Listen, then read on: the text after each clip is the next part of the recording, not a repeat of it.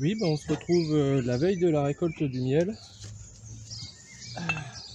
pour venir ici préparer la récolte.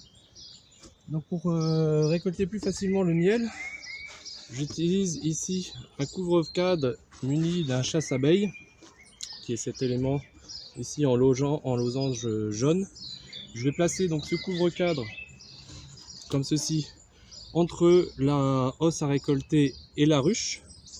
Les abeilles vont vouloir redescendre, elles passeront par ce petit trou là, ressortiront de l'autre côté par les trous en extrémité et n'arriveront pas à remonter. Ce qui fait que demain matin, quand je vais venir récolter la hausse sera quasiment vide d'abeilles. Donc allons-y pour la mise en place de ce chasse-abeilles.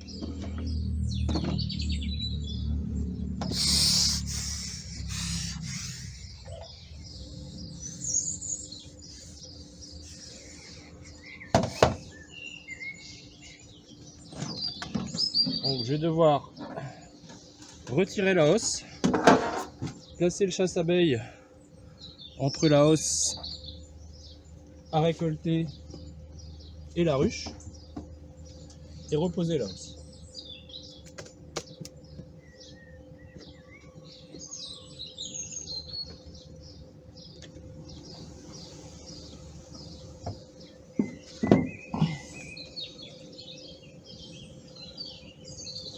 Donc je replace tout simplement le chasse-abeille par-dessus. Les abeilles vont descendre par ce trou, ressortir dans la hausse en dessous et ne seront pas remontées.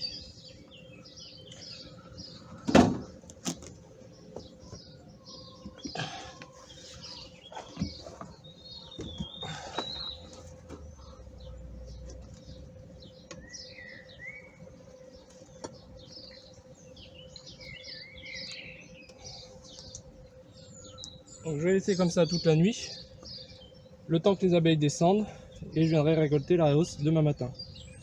Une autre technique que je vais vous montrer pour l'exemple consiste à retirer les abeilles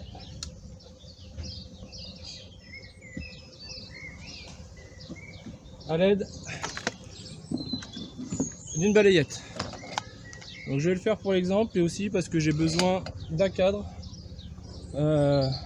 pour présenter du miel à l'école de mon fils.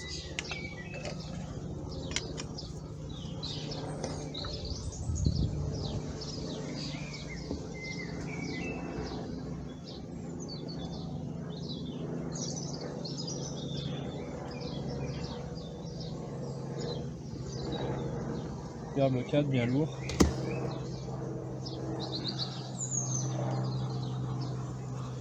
Et donc, je vais simplement retirer les abeilles à l'aide de la brosse. Je peux faire ça sur tous les cadres pour faire une récolte.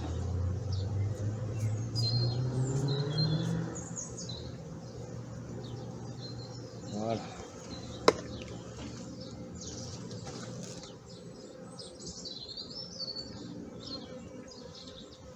Et je referme la ruche pour venir faire la récolte demain matin.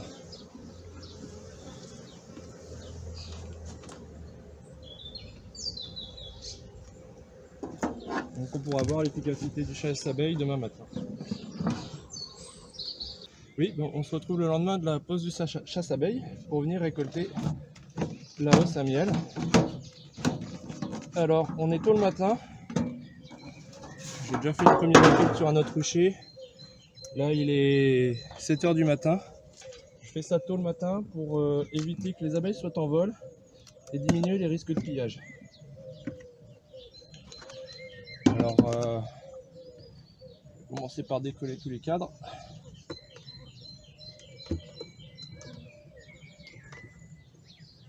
Il doit rester une trentaine, une cinquantaine d'abeilles dans la hausse. Donc je vais sortir les cadres un par un et les brosser des dernières abeilles. Par contre, je vais descendre les cadres un par un dans l'escalier.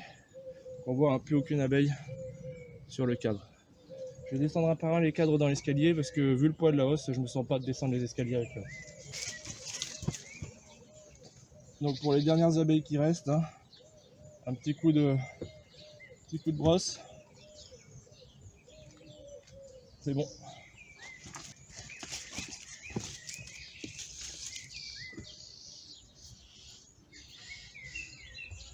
Donc avec la méthode du chasse-abeille, hein, ça se fait tout en délicatesse.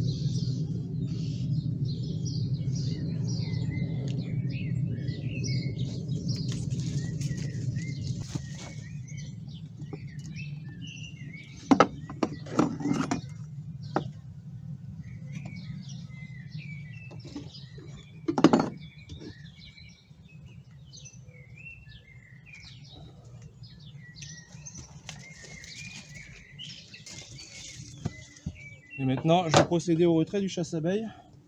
Alors je ne laisse pas le chasse-abeille pour éviter qu'elle me construise et qu'elle me stocke du miel dedans.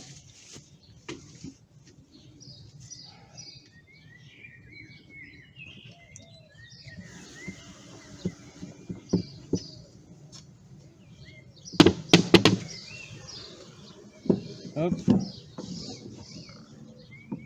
Et on referme. Elles sortiront par le nourrisseur du chasse-abeille. Et voilà. Une récolte faite tout en douceur grâce à la technique du chasse-abeille. Allez, je vous invite maintenant à me suivre pour l'extraction. Alors on se retrouve pour l'extraction du miel dans la salle d'extraction. Donc la première partie va consister donc à retirer les opercules de cire que les abeilles mettent donc pour boucher les alvéoles pleines de miel. Pour ce faire, je vais utiliser donc un couteau à dents, un couteau scie spécial. Une fois que ça sera désoperculé, donc j'aurai retiré les opercules de cire, je pourrai le mettre ici dans l'extracteur. Donc l'extracteur, hein, c'est une machine qui tourne donc à grande vitesse, qui par effort centrifuge permet donc de faire sortir le miel, d'extraire le miel du rayon. Donc je mets des gants spécifiques anti-coupure parce que ce couteau à miel coupe extrêmement fort.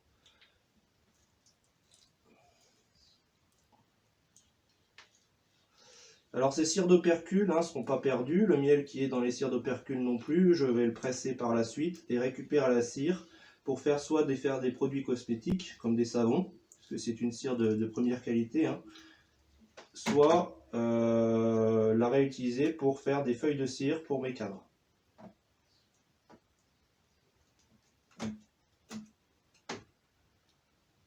Donc on fait un côté, puis l'autre.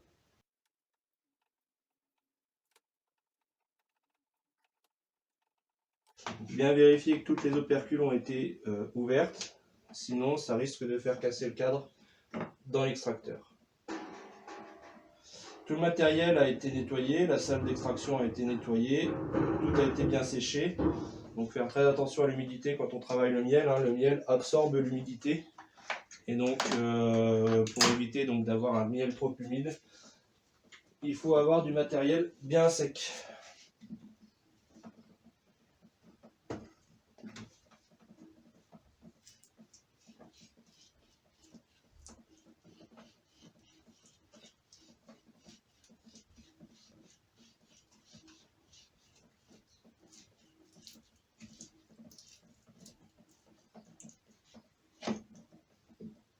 Alors pour les quelques opercules qui ne sont pas ouverts, à part la suite, donc j'utilise ici une griffe, un peigne à désoperculer pour ouvrir les dernières opercules qui n'ont pas été ouvertes.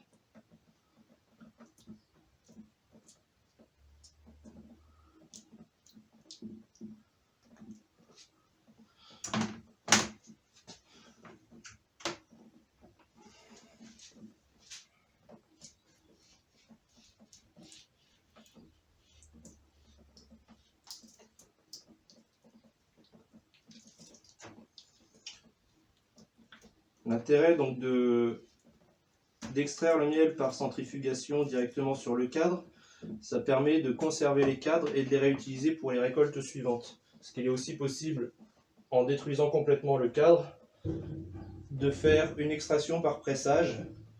Mais le problème, c'est que les abeilles doivent recommencer tout le travail de construction des cadres.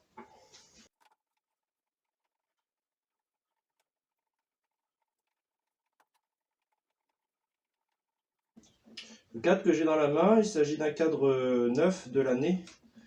Et donc toute la cire là, qui a été construite pour stocker le miel, hein, c'est une cire que les abeilles ont construite cette année exactement.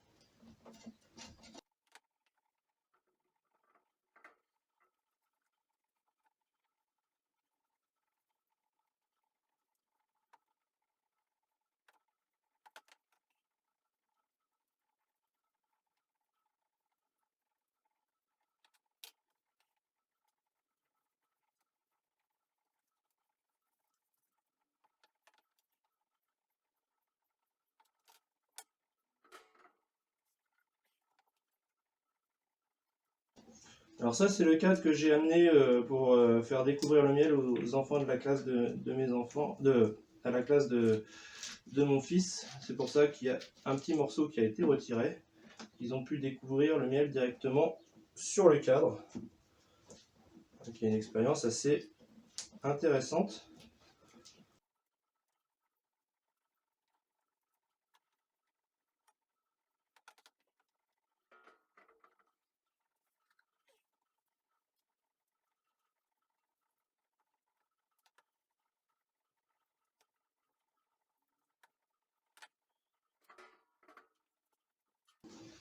Allez, je vais continuer comme ça, ainsi de suite, et je vous reprends au moment de la mise en route de l'extracteur.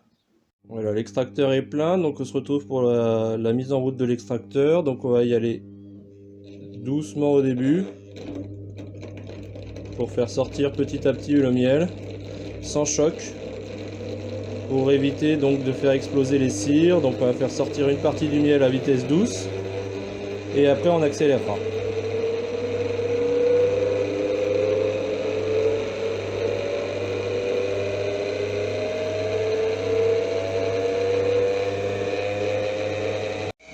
Voilà, j'ai mis l'extracteur à pleine vitesse donc pour extraire le maximum de miel. Bon, on va laisser comme ça pendant 3-4 minutes et après on fera tourner dans l'autre sens. Donc à la sortie de l'extracteur, hein, on a des cadres qui ont été, qui ont été bien extraits, dans lesquels il reste vraiment plus beaucoup de miel. Donc l'extraction vient de se terminer, donc je vais pouvoir ouvrir le robinet pour récolter le miel de l'extraction dans ce seau intermédiaire, et je viendrai le placer, donc le miel, dans le maturateur, donc qui est un autre seau dans lequel je vais le laisser quelques temps, le temps que le miel se repose et que toutes les écumes remontent. Entre temps, donc j'aurai filtré le miel entre ce seau intermédiaire et le maturateur. Donc à la sortie de l'extracteur, avant de mettre le miel en pot, je vais d'abord donc le faire maturer et je vais le passer dans un filtre, donc pour retirer toutes les impuretés, que ce soit donc des cires, des pâtes d'abeille, tout type d'impuretés. Donc c'est un filtre à double tamis, un tamis à grosse maille, et en dessous donc un tamis à maille fine. Et ensuite, donc, je vais laisser le miel maturer, c'est-à-dire le laisser se reposer. Toutes les impuretés vont remonter à la surface et je retirerai donc cette écume avant la mise en pot.